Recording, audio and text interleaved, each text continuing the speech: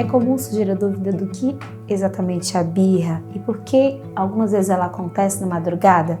Já aconteceu com seu filho? Eu sou a doutora Keila Salles, psicóloga especialista em neuropsicologia e psicologia comportamental.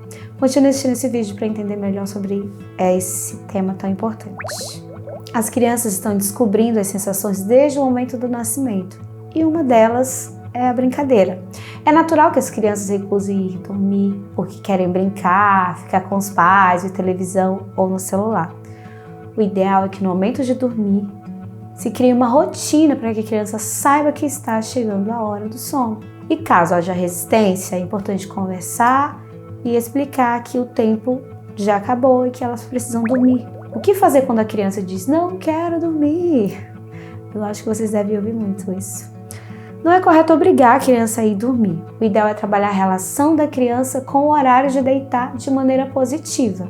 Então, a primeira dica é criar uma rotina de sono para isso. Diminuir o uso de eletrônicos pelo menos 2 horas antes de dormir, ler histórias, interagir com as crianças de forma divertida, para que elas possam ir para a cama tranquilas e sem se chatear. Porém, no momento da birra, os pais precisam manter a calma, para não ceder às vontades da criança. É importante que os pais consigam fazer o que precisa ser feito no momento da birra ou até mesmo antes dela, e não cedam aos berros do pequeno só para não passar vergonha ou ficar estressados e desmotivados. Busque ter em mente que educar o seu filho é muito mais importante.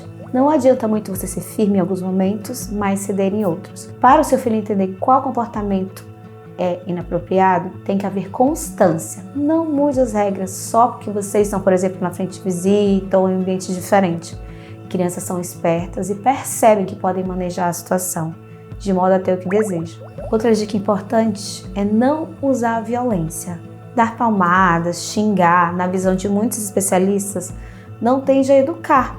Isso cria uma barreira na relação entre pais e filhos, pois as crianças sentem medo no lugar de respeito. Esse tipo de atitude também pode contribuir para uma baixa autoestima dos pequenos, que se sentem rejeitados e magoados. Além disso, agir como costuma ser, de uma forma própria do adulto, extravasar raiva, batendo, não vai conseguir controlar o comportamento do filho. Não ameace com castigos, pois quando você faz isso, é uma espécie de chantagem emocional, o que não é apropriado na educação. No entanto, algumas situações é importante a criança perceber que o comportamento dela pode ter consequências diferentes. Se você houver estipulado as regras sobre o fato de que as birras e comportamentos inadequados fazem com que ela fique sem videogame, mantenha o acordo. Só é importante que essas determinações já existam e não sejam inventadas em cima da hora. Por isso a importância da rotina e dos combinados. Dê um espaço para a criança. Muitas vezes elas fazem birra por não saberem como lidar com sentimentos de frustração ou terem algo negado. Elas podem também sentir ansiedade, raiva, estresse. Quando isso acontece, hormônios como cortisol e adrenalina são ativados. Demora um pouco até que eles se acalmem.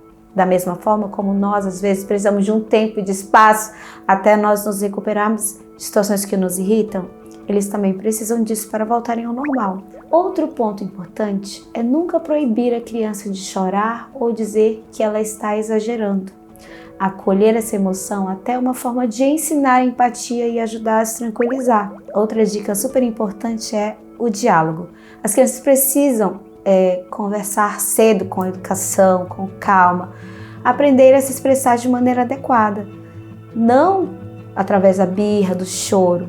Depois de todo o estresse passar, a gente deve chamar a atenção da criança para conversar de maneira adequada. Explique o motivo da sua negação, diga a ela que você entende a chateação e que também se sente assim de vez em quando. Demonstre a adequada reação, a desobediência dela e o porquê. Depois ensine o modo certo de agir.